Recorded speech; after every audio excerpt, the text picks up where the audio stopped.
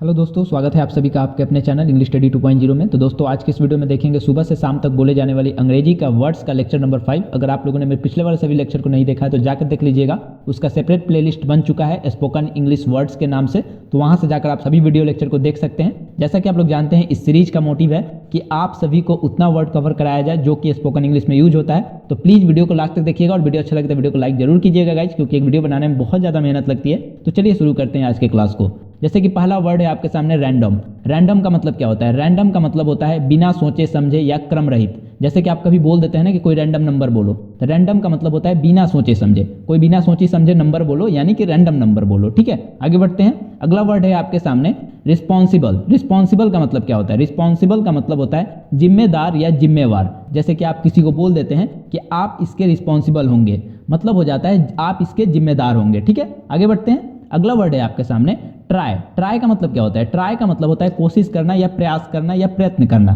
जैसे कि आप किसी को बोलते हैं ना कि एक बार और ट्राई करो, यानी कि एक बार और कोशिश करो, एक बार और प्रयास करो, एक बार और प्रयत्न करो। ठीक है, आगे बढ़ते हैं। अगला वर्ड है आपके सामने रिस्पॉन्सिबिलिटी। रिस्पॉन्सिबिलिटी का मतलब क्या होता है? रिस्पॉन्सिबिलिटी का मतलब होता है जिम्मेदारी, उत्तरदायित्व, जवाबदेही। तीनों होता है, जिम्मेदारी भी होता है, उत्तरदायित्व भी होता है, जवाबदेही भी होता है। ठीक है, तो रिस्पॉन्सिबिलिटी आपने सुना होगा, बहुत बार सुना होगा। आगे बढ़ते हैं। अगला वर्ड है आपके सामने लर्न। लर्न का मतलब होता है सीखना। जैसे कि आप अभी वर्ड मीनिंग सीख रहे हैं, ये भी एक लर्न हुआ ना, आप सीख रहे हैं तो लर्न हुआ। आगे बढ़ते हैं। अगला वर्ड है आपके सामने अलाउ। अलाउ का मतलब क्या होता है? अलाउ का मतलब होता है अनुमति देना या आज्ञा देना। जब आप कोई एप्लीकेशन मोबाइल में डाउनलोड करते हैं तो वहां पे दो ऑप्शन आता है ना, उसमें एक अलाउ भी रहता है। ठीक है, आगे बढ़ते हैं। अगला वर्ड है आपके सामने हेजिटेट। हेजिटेट का मतलब क्या होता है? हेजिटेट का मतलब होता है संकोच करना या हिचकिचाना। हेजिटेट का मतलब क्या होता है? संकोच करना या हिचकिचाना। ठीक है, जैसे किसी को हेजिटेशन होता है कोई बात बोलने में, मतलब वो संकोच करता है या हिचकिचाता है,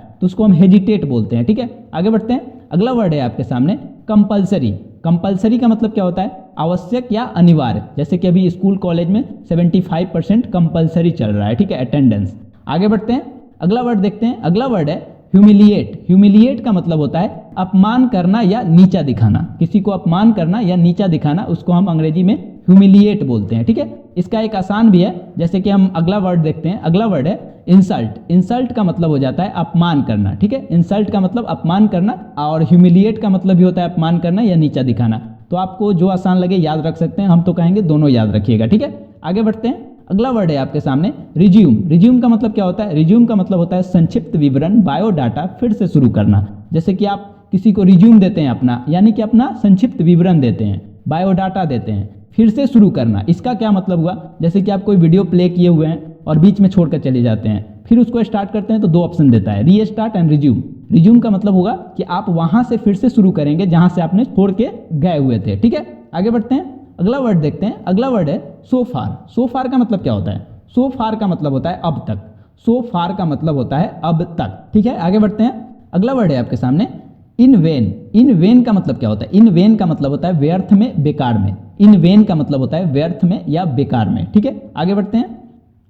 मोर ओवर। मोर ओवर का मतलब क्या होगा? मोर ओवर का मतलब होता है और तो और, इसके अतिरिक्त। और तो और या इसके अतिरिक्त दोनों होता है, और तो और भी बोल सकते हैं या इसके अतिरिक्त भी बोल सकते हैं। ठीक है, आगे बढ़ते हैं। अगला वर्ड है रिस्पॉन्स। रिस्पॉन्स का मतलब क्या होता है? रिस्पॉन्स का मतलब होता है प्रतिक्रिया देना या उत्तर देना। प्रतिक्रिया देना या उत्तर देना। अक्सर आपने सुना होगा कि उसने कोई रिस्पॉन्स नहीं दिया, यानी उसने कोई प्रतिक्रिया नहीं दिया या उत्तर नहीं दिया। ठीक है, आगे बढ़ते हैं। अगला वर्ड है अगेन। अगेन का मतलब होता है पुनः, फिर, दोबारा। जैसे बोलते हैं अगेन ट्राई करो, यानी पुनः ट्राई करो, पुनः कोशिश करो। अगेन का मतलब होता है पुनः, फिर या दोबारा, तीनों होता है। आगे बढ़ते हैं।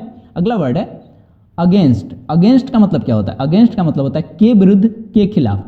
के विरुद्ध या के खिलाफ। जैसे आप बोलते हैं ना कि वो उसके अगेंस्ट है, तो उसके मतलब होता है के विरुद्ध या के खिलाफ। ठीक है, आगे बढ़े।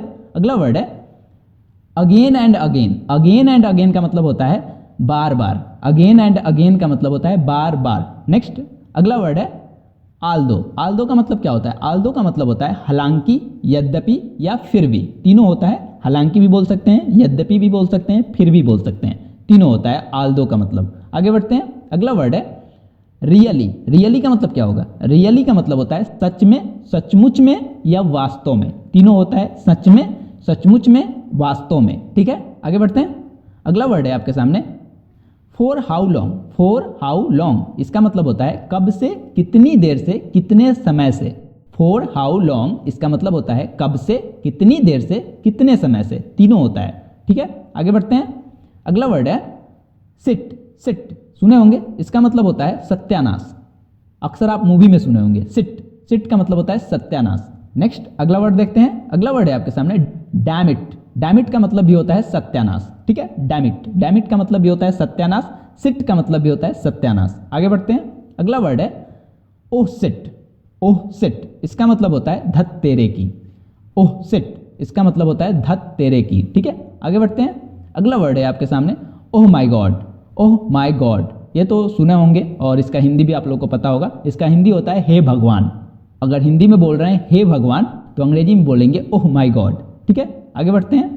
अगला वर्ड है राइट नाउ।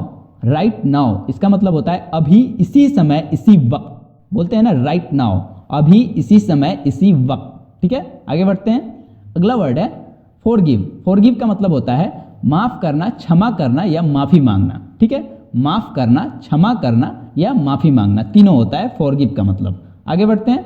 अगला वर्ड है आपके सामने डीजी। डीजी का मतलब क्या होता है? डीजी का मतलब होता है चक्कर आना। डीजी का मतलब क्या होता है? चक्कर आना। नेक्स्ट अगला वर्ड है मे बी। मे बी का मतलब क्या होगा? मे बी का मतलब होगा शायद या हो सकता है। शायद भी बोल सकते हैं या हो सकता है ये भी बोल सकते हैं मे बी का मतलब। ठीक है, तो दोस्तों आप सभी को वीडियो कैसा लगा? आई होप आप लोगों को वीडियो अच्छा लगा होगा। थैंक यू यहाँ तक वीडियो देखने के लिए। दोस्तों वीडियो अच्छा लगे तो वीडियो को लाइक करें, चैनल को सब्सक्राइब करें, अपने दोस्तों के साथ जरूर शेयर करें। Thank you so much. मिलते हैं आपसे अगले वीडियो में, तब तक के लिए धन्यवाद।